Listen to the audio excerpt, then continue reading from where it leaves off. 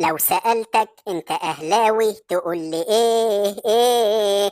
قول لي اهلاوي ابن اهلاوي، والاهل الله عليه. يا سلام عليك يا واد يا ريفيرو، ده انا لو عملت اغنية اقعد احمد شيبة وحمو بيكا في البيت. ايوه يا اخويا، قاعد تغني ورايق ولا على بالك؟ امال لو كنت فزت كنت عملت ايه؟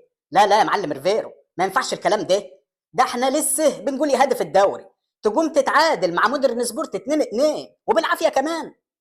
يا عم قول الحمد لله اننا اتعادلنا واخدنا نقطة، بدل ما كنا اتهزمنا وروحنا من غير ولا نقطة. ده باين عليك انت اللي هتجيب لنا نقطه في دماغنا. نقطه ايه يا ابو نقطه؟ هو انت بتدرب مركز شباب درمواس؟ ده انت بتدرب الاهلي ملك افريقيا وبابا المجال. ده احنا بالنسبه لنا التعادل ده هزيمه في قانون تشجيع الاهلي. انت كده هتخليني اقول لك على السر والخطة اللي انا عاملها بيني ما بينك كده. انا كنت قاصد ان احنا نتهزم اول ماتش ده علشان ننيم فرق الدوري ونحسسهم ان احنا عندنا مشكلة.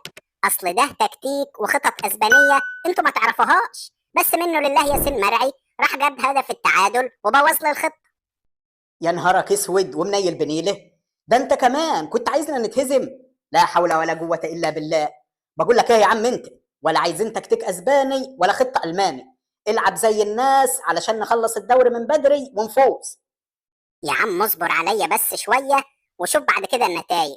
انا بفضل الله مش هجيب الدوري، انا هخلي الدوري هو اللي يجيلي ويقول لي شبيك لبيك الدوري المصري للاهلي وبين ايديك. ماشي يا عم علاء الدين، لما نشوف اخرتها معاك.